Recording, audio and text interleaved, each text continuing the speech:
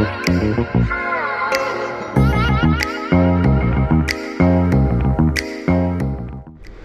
morning mga kalapito. Sana naman mapagpalang maga dito sa atin sa Dunedin. Medyo malamig. Today is Monday. Thank you Lord, muli mo kami ginising. Time check 7:46. Naihatid na natin si Nina. And it's 13 na ng Abril, ano? Bilis ng panahon. Papansin natin yan, ano na, Mayo na. So anyway, ito yung mga ano natin, ating mga warriors. Psst, Hunter, no, naghahakoy na naman siya dyan. May nakita na naman yan. So maaga natin pakawalan para makabalik agad. Psst, hey, stop, don't, go there. No,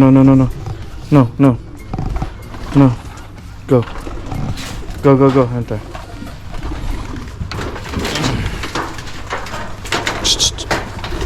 Harangan nga natin.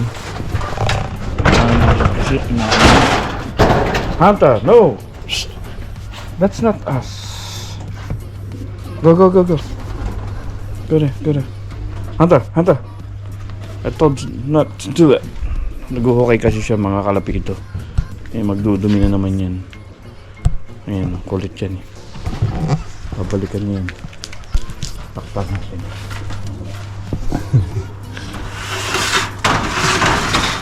Hada, stop digging. English yun mga tol. Ayan, yung mga hunter mga warriors natin, ano. So dami yan. So dapat pala pinapisahan natin yung brown, tapos binigay natin kay Bok, no.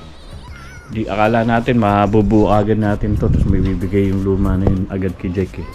Hindi natin nakalain, it will take time. Pero hindi, kaya pala hindi ko siya pinapisa dahil molting na yung brown tsaka yung parish niya. Kawawa naman. So ito ang ating panahon, maaraw, no. So mag-asikaso tayo ng maaga para medyo marami-rami ang gawa natin before tayo pumasok ulit mamaya. Pero invite tayo ni Bok na mag-lunch sa kanila kasi check natin yung kanyang loft, kung ano yung mga may advice natin. Tahimik si Hunter, alam ko na yung ginagawa niya.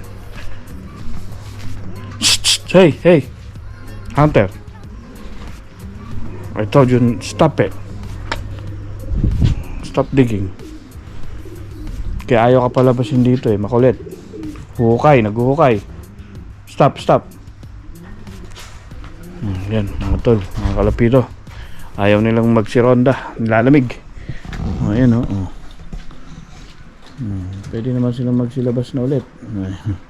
1, 2, 3 4, 5, 6, 7, 8 9, 10, 11, 12, 13 15, 16, 17, 18, 19, 20. Okay. Kala ko maglilipad na. Ayaw magsilipad. Dami niya, no? Dalawa yung brown natin. Wala pa naman lawi, no? Maaga pa. Pwede pa kayong lumipad. Ayan. 1, 2, 3, 4, 6, 7, 8, 9, 10, 12, 13, 14, 15, 16, 17, 18. Hindi ko mabilang. Hindi mabilang. Yan mga tol, na second coat na natin tong yan, dark na natin to para makita natin yung resulta. Tsaka yan, isa second coat, nilagyan ko ng peelers para mawala yung mga butas.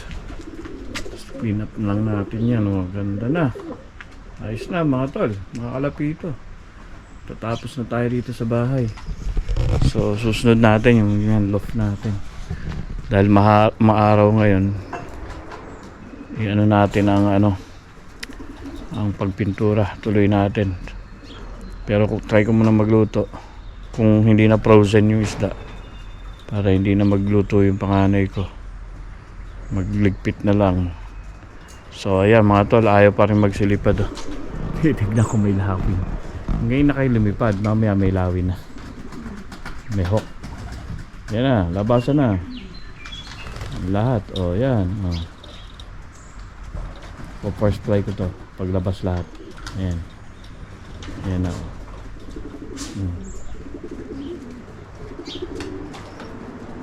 Yan, come on, come on.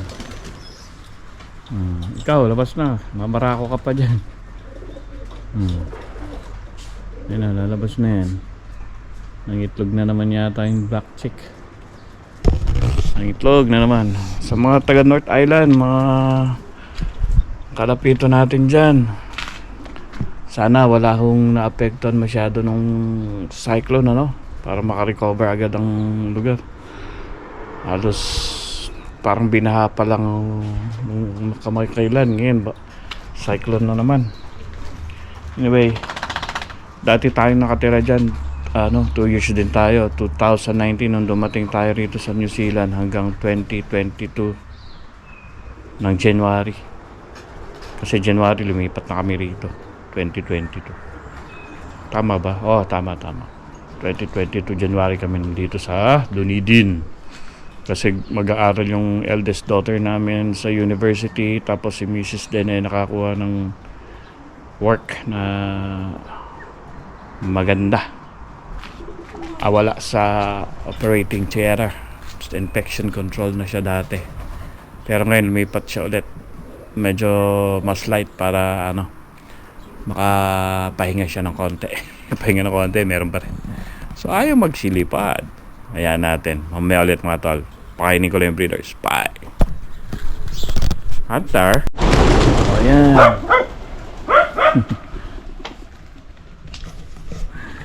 Persay natin. Ayaw magsilipad. Lalamig. Dami yan. So lahat yan 32. Nasa labas lahat. O yan o. Ganda tignan. May araw eh. So magtutuloy tayo ng konting pagpipintura natin. Pero magluto muna tayo.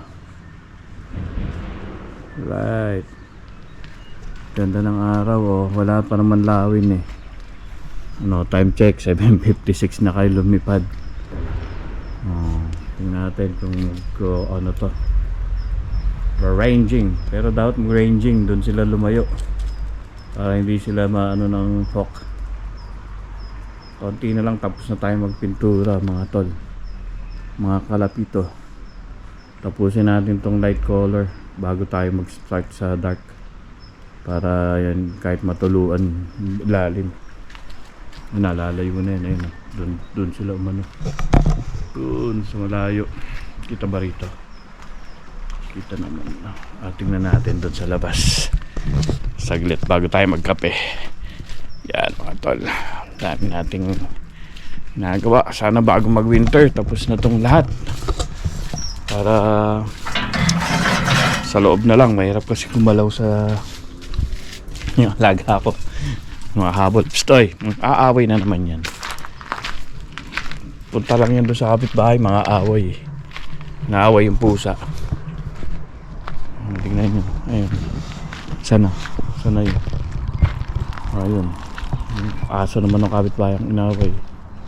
So nakolekta na siguro yung ating basura. Wala na, lumayo na yung ating mga breeders, mga kalapate.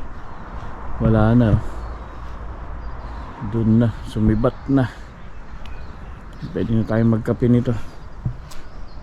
Magkape na tayo. Wala na. There yung sky. Yan, wala. So ito naman yung isa si Hunter. Dumulo na. So pwede tayo. Ayun pala. Wow, nakita niyo ba mga tol? Hindi ko ma-focus to eh. Subukan natin yung cellphone. Kaya pala hindi ko makakita. Gamitin ko yung cellphone ko mga tol. Wait. Sabay rumonda nung kalapati natin. Pato. Dalawa. Bakit sumabay ka dyan? Pato yan, hindi hawk. Sana kaya yung iba? Baka si Riz at si Riz to. Si Riz nga. Kamaris, baba ka agad. Huwag ka nang tamambay sa labas. Bumitaw. Hindi sumama sa pagre-ranging. Ito, ano to? Duck. Duck yan, duck. Saan kaya yung lawi na yan? Sana hindi nahuli yung nahabol niya. Napakaaga naman niya. Siris yan, siris. Baba na rito, Riz, ha? Huwag ka nang tumambay. Wala naman siguro sa tubig yun. Wala. Ayun, putang inan to. Nandito, ayan, oh. Nakita nyo ba, mga tol? Shhh! Shhh! Bubugakawin ko to. Huwag kang bababa, Riz. Shhh! Nakita nyo ba? Nandito pala sa bubong. Baka may nadaklot na. Ayun na, hinahabol niya na naman si Riz. Kailangan may panghampas tayo.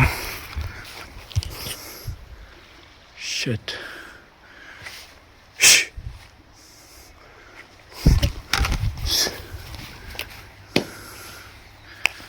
Yan. Ay. Aga mo nervisyo.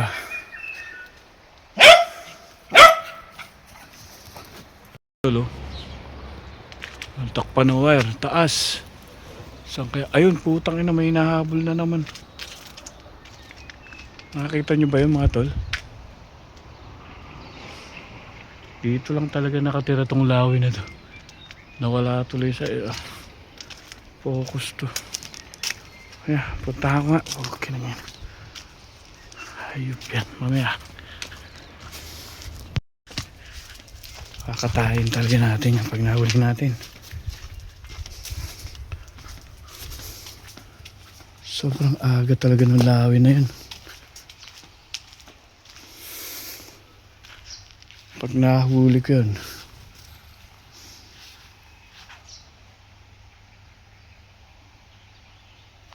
It's a peregrine or something. Aga. Alas 8 lang nandito na. Kaya dapat pag uwi nila, pasok sila kagad. Wala. Sino kaya yung hinabol niya? Tingnan natin, baka meron nagtatago dito. Wala naman. Sana walang nahuli. Mataas sila ngayon. Tumaas eh. Biglang napamukha tuloy ako. Ang mga, ayan, layo. Sana lumayo.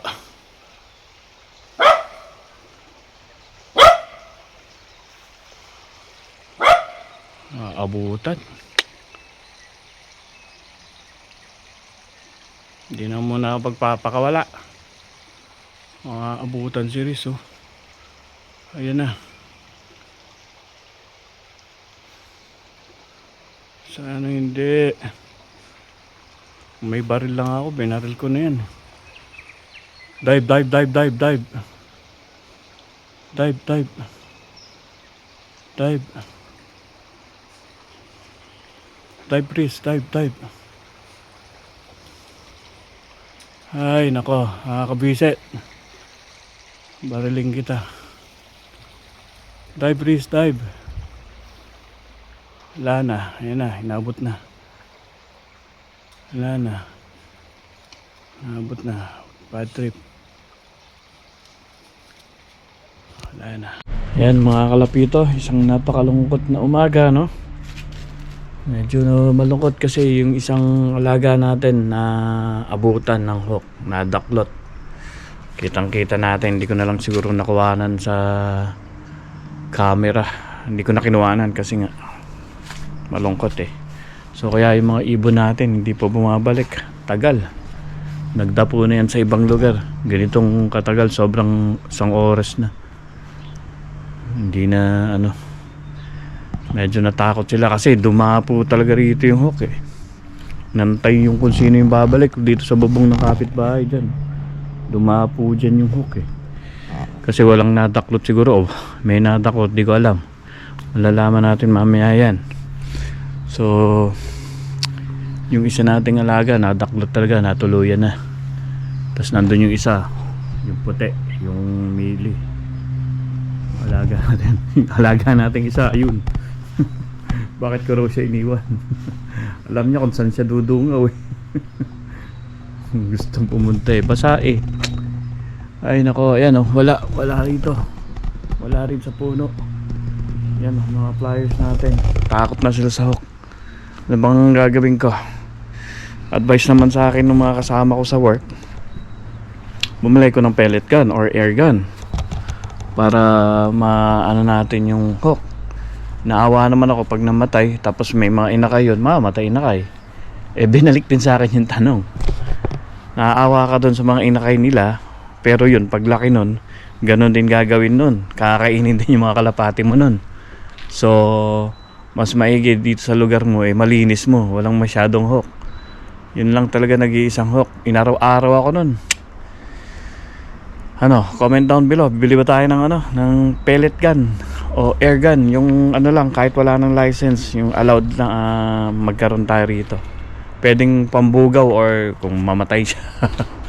Wag naman. Anyway, ganun talaga siguro ang pagkakalapate, no? Yan yung mga hindi natin maiwasang bagay eh. Yung pag-atake ng mga predators, maiwasan kung di mo papakawalan. Kaso hindi naman pwedeng hindi mo pakawalan kasi yun ang pinaka-exercise nila eh, bukod sa toss eh. So mag-iisip ako kung bibili tayo ng pellet gun or air gun na hindi na kailangan ng lisensya, pang ano lang, pambugaw lang. Tingnan natin, no, yung mumurahin lang, yung pang ano lang talaga, ng pang taboy lang. Nako, nadali isa. Sorry, hindi kita na napagtanggol. Ang layo. Ala ko hindi naabutan eh. Mahina talaga lumipad yung isang yun. Bumalik, nag-ranging yung mga kasama, kumalas, bumalik. Hindi niya akalain na meron nag-aabang pala dito sa bubong lang. Pababa na siya eh. Bigla siyang nilipad. Kita na sa camera, tuloy ayaw ng bomba ng puti oh. Nasa area na lang. So nag-iisa lang yun nandito sa kulungan, yung brown. Ano yan eh, may itlog pero fake eggs na lang yan. Tinanggal natin yung itlog talaga niyan. Kasi gawa nung stop breeding na talaga tayo. So kulang yung pangontra ko. Dagdagan natin tong pangontra natin. Anyway, mga kalapito, ganun talaga. Nakakalungkot man pero kailangan tanggapin. Ganyan talaga ang pagkakalapate. Anyway, ako yung mag-aasikaso muna at dadalaw ako dun sa isang bago nating kaibigan na magkakalapate. So parang gusto kong ipapisa ulit yung itlog nung isang breeder niya nandiyan natira para ibigay ko sa kanya, para meron siyang maparonda or maumpisa mag-training para na siya, matuto na ba. Alright, sige mga kalapito, asikaso muna ako. May ulit. Bye.